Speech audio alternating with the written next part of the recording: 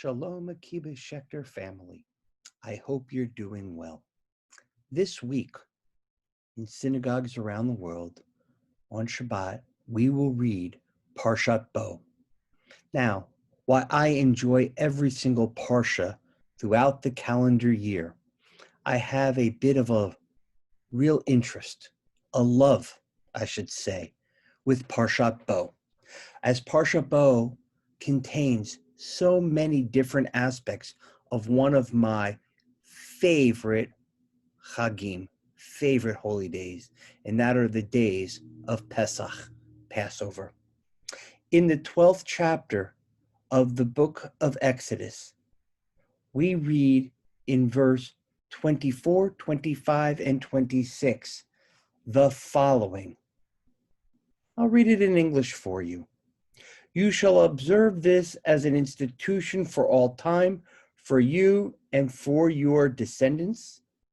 And when you enter the land that the Lord will give you, as he promised, you shall observe this rite. And now I want to read verse 26 in Hebrew and then in English to you. V'haya ki yomru alechem b'nechem ma ha'avodah hazot lachem? And when your children ask you, what do you mean by this rite? Let me extend another verse, 27. You shall say, it is the Passover sacrifice to the Lord, because he paused over the houses of the Israelites in Egypt when he smote the Egyptians, but saved our houses. In the Torah, a child asks a reasonable question. Hey, mom and dad, what is this divine service, this worship, this ritual that you are performing? And the Torah, in the next verse, the next pasuk, gives a very clear and simple answer about the family's heritage and what God wants us to do in the future. Simple question and reasonable response. It's how we should all encounter the world when we have questions of things we do not understand.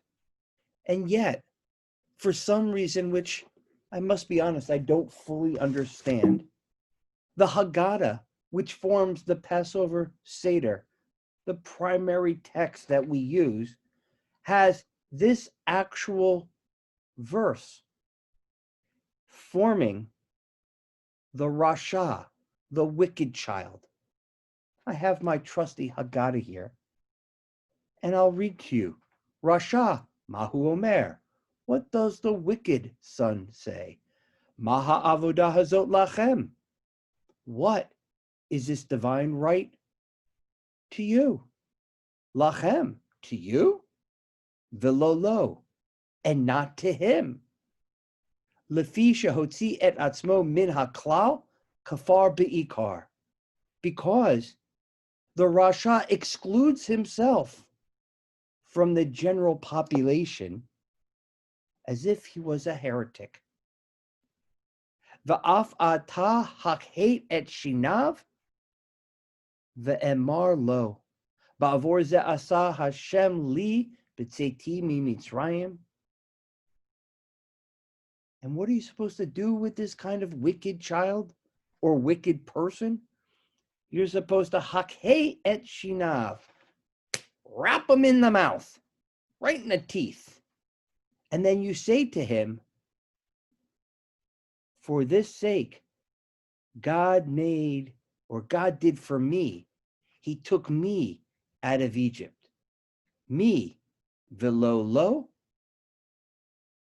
li, me, and not him. Ilu haya sham lo haya niglal. And even if he was there at that time, the Rasha, he would not have been redeemed with all of the others. Fascinating as to why the Rasha in the Haggadah is seen as an evil, wicked person,